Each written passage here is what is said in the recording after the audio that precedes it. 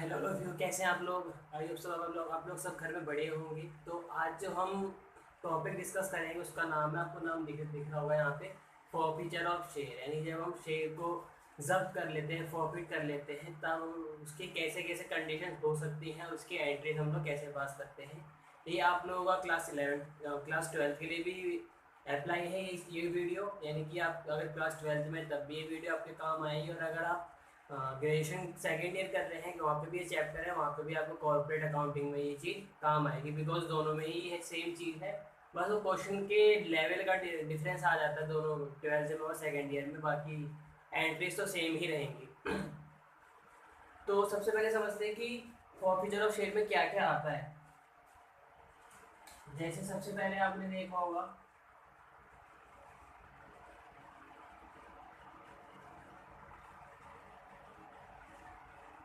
Share capital account debit. ये तो आपको हर एक जो भी फॉरफीचर की एंट्री करोगे आप किसी भी क्वेश्चन की, ये तो आपको डेबिट करना ही है हमेशा। अगर क्वेश्चन प्रीमियम आ रहा है तो security premium reserve account debit भी हो जाएगा। अगर प्रीमियम रिसीव नहीं हो रहा उस क्वेश्चन में, अभी समझेंगे, अगर क्वेश्चन में प्रीमियम भी यूज हो रहा है तो प्रीमियम भी डेबिट हो सकता है। वो कैसी कंडीशन होगी वो बताऊंगा, लेकिन ये भी आ सकता है डेबिट साइड। फिर टू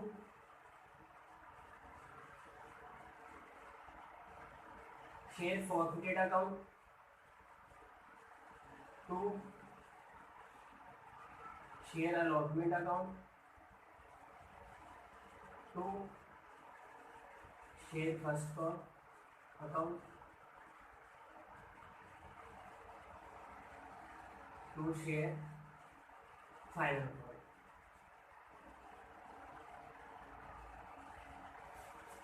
अच्छा, अब हम इन तीनों के इन तीनों को मिक्स मर्ज करके हम एक चीज और लिख सकते हैं इन तीनों के बदले, कॉल्स इन एरिया।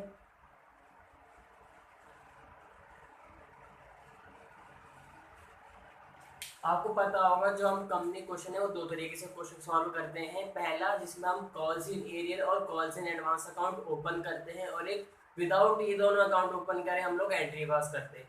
तो अगर किसी क्वेश्चन में कॉल्स इन एरियर और calls in advance account open हो रहा है, तो किसी अगर अलॉटमेंट नहीं आती तो वहाँ पे हम कॉल्स इन एरियर डेबिट करते हैं जितने से नहीं आई। सपोज आप लोग अलॉटमेंट की एंट्री कर रहे हो, ठीक है, तो एंट्री कैसे होगी, पहले बैंक में पैसा आएगा, सॉरी इससे पहले सबसे पहले आपने क्या करा होगा, अलॉटमेंट मांगी होगी। तो आपने करा होगा share allotment debit to share capital. फिर आपने करा होगा बैंक अकाउंट डेबिट। अगर आप कॉल्स इन एरियर और एडवांस अकाउंट ओपन करके चल रहे हैं तो जितने की आपकी अलॉटमेंट नहीं आई है तो उतने से आप क्या करोगे, कॉल्स इन एरियर डेबिट कर दोगे, और टू शेयर अलॉटमेंट। सपोज आपने 1,000 की टोटल अलॉटमेंट मांगी, 100 शेयर्स पे 10 रुपये करके, सपोज कर लीजिए 100 शेयर्स पे 10 रुपये करके 1,000 रुपये मांगा है आपने। तो 1,000 तो नहीं आया, 10 रुपये किसी एक शेयर होल्डर ने 10 रुपये नहीं दिए अपने, यानी कि पूरे बाकी बैलेंस कितना आया, 990 रुपये। तो यहाँ पे क्या हो रहा है, देखो ये भी 1,000 रुपये आ रहा है, ये भी 1,000 रुपये आ रहा है। हम ऐसे करते हैं, अगर हम कौन से नई अकाउंट ओपन कर रहे हैं, तो अगर हम क्वेश्चन में कॉल से एरियर एडवांस अकाउंट ओपन नहीं कर रहे, उसके बिना ही सॉल्व कर रहे हैं, तो हम लोग क्या करते हैं, वहाँ से ये चीज़ गायब हो जाती है। बैंक अकाउंट डेबिट ये तो रहता है, फिर यहाँ पे ये 990 रुपये से ही आता है। डिफरेंस बस ज़्यादा कुछ नहीं है, बैंक में तब भी 990 ही आ रहा है, बट यहाँ पे क्या है कि ये चीज़ यहाँ पे मैच नहीं करती इससे, तो कोई फर्क नहीं पड़ता। आपका जो पर्टिकुलर एंट्री है उसका डेबिट क्रेडिट मैच करना चाहिए, ना कि दूसरे वाले से। लेकिन अगर आप कॉल से एरियर अकाउंट ओपन कर लेते हैं तो उतने से वो 10 रुपये की अमाउंट आ जाती है, जो नहीं आई है बाकी ये टोटल 1,000 रुपये से ही आता है उस केस में। तो ये होता है दो तरीके से एंट्री सॉल्व करने का। तो अगर आपने कॉल से नीड अकाउंट ओपन करा है, यानी यहाँ पे आपने डेबिट करा होगा, तो उसी को हम क्या करते हैं, बाद में फॉरफिट के टाइम पे क्रेडिट कर देते हैं खत्म करने के लिए। अगर हमने कॉल से नीड अकाउंट ओपन करा ही नहीं है तो खत्म क्यों करेंगे, इसीलिए फिर वो जो भी कॉल नहीं आई होती है वो शेयर अलॉटमेंट के नाम से आई, हम इसको फिर कम करते हैं। क्लियर आ रहा है, समझ आ रहा है आपको आप लोग कि ये कब हम यूज़ करते हो, ये सब कब लिखते हैं।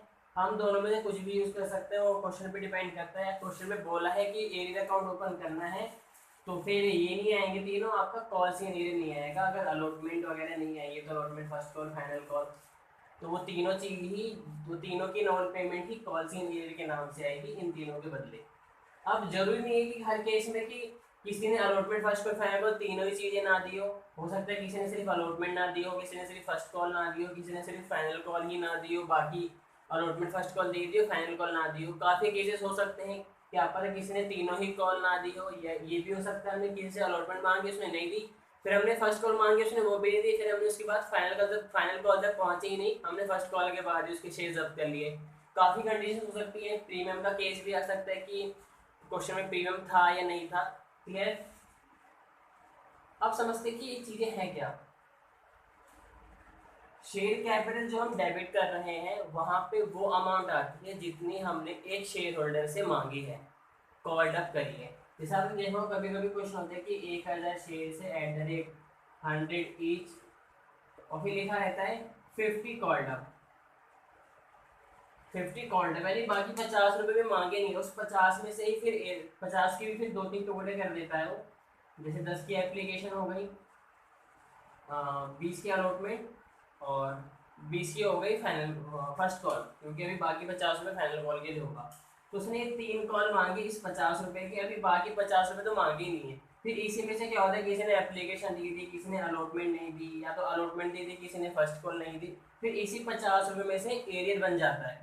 लेकिन अभी मांग रहा था टोटल 100 है, बाकी 50 की तो हम बात कर ही नहीं रहे हैं, वो कवर्ड ही नहीं करी गई है, जो मांगे उसमें से एरियर निकल के आ रहा है।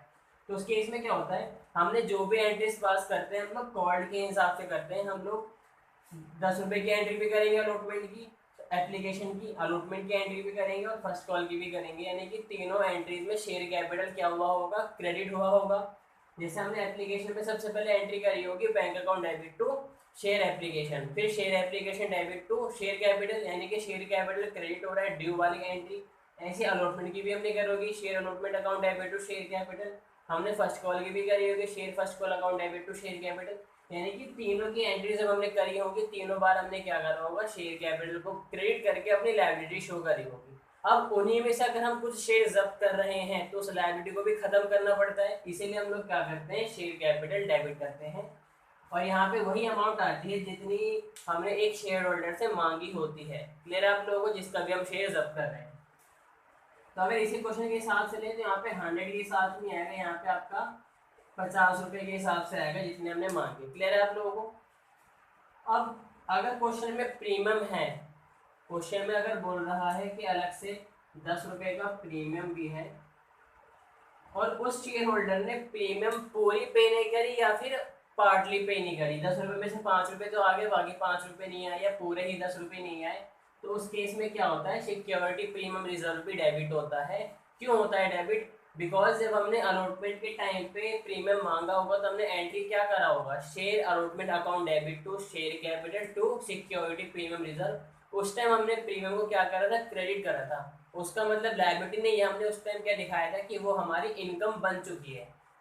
तो हमने एंट्री में तो टोटल शेयर के हिसाब से कर देते हैं कि हाँ इतना प्रीमियम बनता है, इतना आ गया होगा, बट बाद में हमें क्या पता चलता है कि प्रीमियम नहीं आया, तो उसको हमें फिर हटाना भी तो पड़ेगा, माइनस करना पड़ेगा। तो उसको हम हटाने के लिए क्या करते हैं, प्रीमियम को डेबिट करते हैं, क्योंकि प्रीमियम तो आया ही नहीं, बट हम अलॉटमेंट के एंट्री के टाइम पे प्रीमियम को क्रेडिट कर चुके हैं। समझ आ रहा है कि ये दोनों चीज़ें डेबिट क्यों होती हैं? एक तो लायबिलिटी खत्म करने के लिए, बिकॉज हमने शेयर जब्त कर लिए तो लायबिलिटी बची ही नहीं, तो शेयर कैपिटल डेबिट हो गया, और जितने से प्रीमियम नहीं आती उसे भी डेबिट करना होता है, बिकॉज हमने एंट्री के टाइम पे उसे क्रेडिट करा होता है इनकम के तौर पे। अब वो इनकम हटानी पड़ेगी बिकॉज रिसीव तो हुई नहीं है। तो ये वो यहाँ पे वो अमाउंट आती है जितनी आपके पास प्रीमियम नहीं आएगी। अब बात करते हैं यहाँ पे क्या क्या आता है। अगर कोई शेयर होल्डर है जिसने अलॉटमेंट नहीं दी और अलॉटमेंट के बाद ही हमने शेयर उसका जब्त कर लिया, तो यहाँ पे टू शेयर अलॉटमेंट अकाउंट भी लिख सकते हो, टू कॉल्स इन एरियर भी लिख सकते हो। वो क्वेश्चन पे डिपेंड करेगा कि एरियर अकाउंट ओपन करना है या नहीं करना, या आप जैसे ही क्वेश्चन को करते हैं। तो यहाँ पे वो अमाउंट आएगी क्रेडिट साइड जितने की अलॉटमेंट उस शेयर होल्डर ने नहीं दी है। क्लियर है आप लोगों को? यहाँ पे टोटल के हिसाब से आएगा। क्लियर है? क्योंकि कई बार अलॉटमेंट के साथ प्रीमियम भी होते हैं, तो यहाँ पे जब आप अलॉटमेंट क्रेडिट करोगे तो प्रीमियम उसमें इंक्लूड होगा, प्रीमियम आपको अलग ही नहीं करना, प्रीमियम अलॉटमेंट के साथ में ही रहेगा। अब अगर कोई शेयर होल्डर है, क्लियर है कि उसने अलॉटमेंट नहीं दिया, अलॉटमेंट इतने अमाउंट से क्रेडिट हो गई, या फिर अलॉटमेंट अकाउंट की जगह आपने कॉल सी नहीं लिखा, वो अमाउंट आ गई।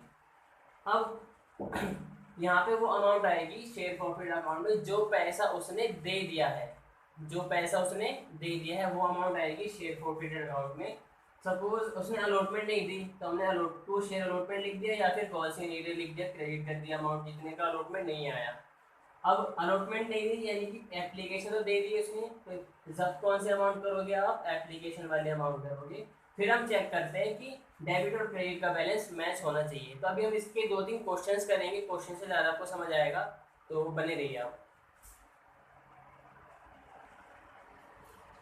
ये तो क्वेश्चन पढ़ दूँ आप लोगों के लिए। क्वेश्चन क्या है, the directors of A limited forfeited 500 shares of ₹50 each, 40 being called up. यानी कि ए लिमिटेड ने क्या करा है, 500 शेयर जब्त करें, 50 रुपये का एक शेयर है, जिसपे 40 बीइंग कॉल्ड अप, 40 रुपये ही कॉल्ड करे गए थे, 10 रुपये नहीं मांगे अभी तक। On which Radha a shareholder paid application and allotment money of ₹25 per share but did not pay first call money of ₹15 per share।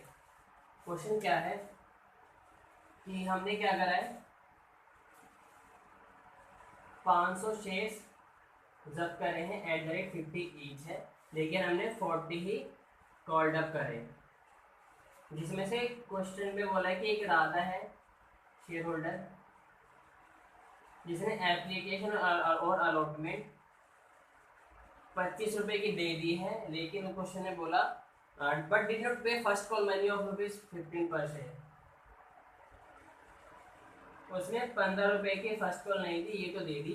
इसमें अलग अलग अमाउंट नहीं मर्ज करके ये बने कि एप्लीकेशन अलॉटमेंट दोनों मिला के 25 रुपये, टोटल 40 हो भी गया, बाकी 10 तो मांगे ही।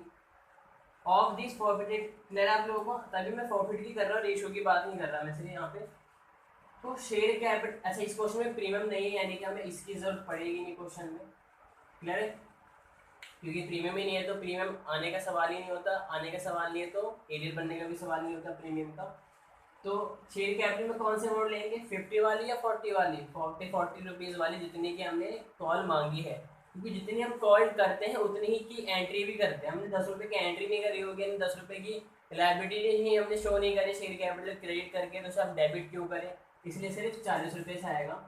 तो यहाँ पे आएगा 500 का शेयर है, 40 रुपये करके 520, 20,000 हो गया। SPR आप भूल जाओ भी एंट्री में नहीं है वो, बाकी क्वेश्चन के लिए मैं भी उसे हटा नहीं रहा, बाकी क्वेश्चन में क्या पता जरूरत पड़ जाए, क्लियर है आप लोगों को। अब उसने आगे बोला कि उसने एप्लीकेशन अलॉटमेंट दी थी, फर्स्ट कॉल नहीं थी, तो ये दोनों भी यहाँ पे नहीं आएगा। एक मिनट, सॉरी, उसने क्या नहीं दिया, फर्स्ट कॉल नहीं दिया, तो जो नहीं दिया वो क्रेडिट करते हैं, तो यहाँ पे इस केस में ये नहीं आएगा और ये भी नहीं आएगा क्योंकि फर्स्ट कॉल नहीं दी, और जो दे दिया है वो तो फॉरफिट अकाउंट में जाता है। देखो अभी ये चीज़ तो आपका सॉल्व हो गया, अब ये दो बच रहे हैं, क्यों, फॉरफिट अकाउंट में कौन सी अमाउंट जाएगी, जो उसने दे दी है 25 रुपये जाएगी, और जो नहीं दी है वो या तो आप टू शेयर फर्स्ट कॉल के नाम से लिख लो या टू कॉल से एरियर के नाम से लिख लो, जो अमाउंट उसने नहीं पे करी वो फर्स्ट कॉल की, या तो शेयर फर्स्ट कॉल के नाम से आएगा या कॉल से एरियर के नाम से आएगा। तो यहाँ पे कितना आएगा, 500 × 15, और यहाँ पे जितना उसने दे दिया उतना ही जब्त कर सकते हैं हम लोग, तो 12,500, इसे जोड़ोगे आपका 20,000 ही होगा। इन दोनों का यूज़ होगा नहीं बिकॉज अलॉटमेंट भी आ गई, यहाँ तक तो हम पहुँचे नहीं फाइनल कॉल तक, फर्स्ट कॉल पे रह गए थे, और SPR इसलिए नहीं आएगा बिकॉज क्वेश्चन में प्रीमियम है ही नहीं। तो ये आपको एग्जाम्पल समझ आ गया होगा, तो नेक्स्ट पे चलते हैं।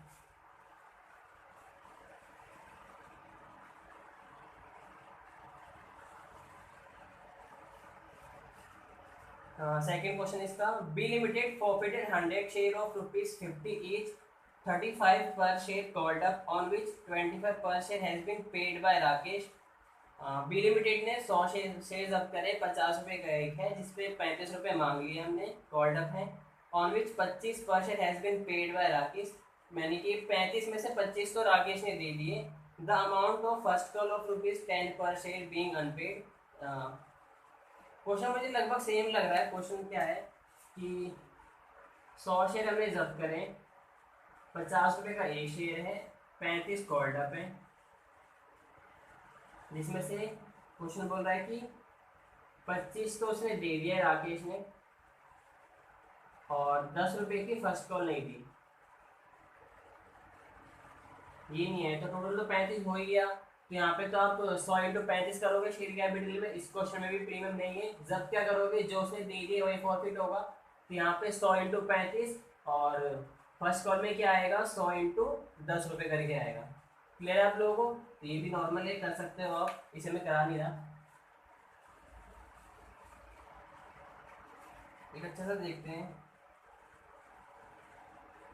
हाँ, एक प्रीमियम वाला है। E limited forfeited 200 shares of ₹100 each, issued at a premium of 10% for non payment of first call of ₹25 and final call of ₹15। E limited ने 200 शेयर जब्त करे हैं, ₹100 का एक है, जो कि इसने 10% के प्रीमियम पे इशू करा था। और जब for non payment of first call of ₹25 and final call of 15 each. ये जो ई लिमिटेड ने 200 शेयर जब्त करे हैं, वो नॉन पेमेंट के लिए जब्त करे हैं। नॉन पेमेंट किस किस की है, फर्स्ट कॉल की है और फाइनल कॉल की है। क्वेश्चन क्या है कि 200 शेयर हैं @100 ईच, और नॉन पेमेंट कौन कौन सी है,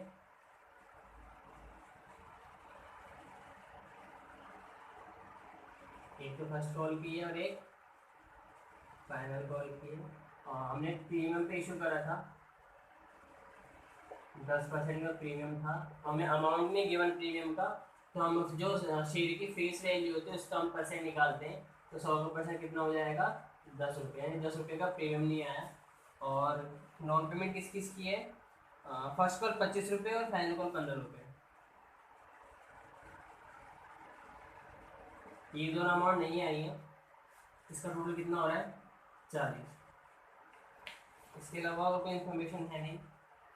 अब आपको यहाँ पे इसकी प्रॉफिट की एंट्री करनी है। टोटल 200 शेयर्स है, ₹100 का एक है। यहाँ पे सारी ही मांग ली होगी, क्वेश्चन में बोला नहीं कितना कॉल पे कितना नहीं था, हम मान के चलेंगे सारी हमने मांग ली है।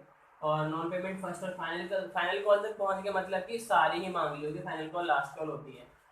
तो फर्स्ट कॉल भी नहीं है, फाइनल कॉल भी नहीं है, यानी कि इससे ऊपर के जो 60 रुपये हैं, क्योंकि ये तो 40 है, 100 होना चाहिए।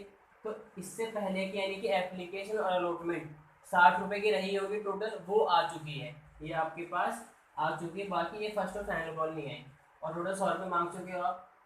तो यहाँ पे प्रीमियम यूज़ होगा। एक मिनट, क्वेश्चन में बोला नहीं है कि प्रीमियम किसके साथ है।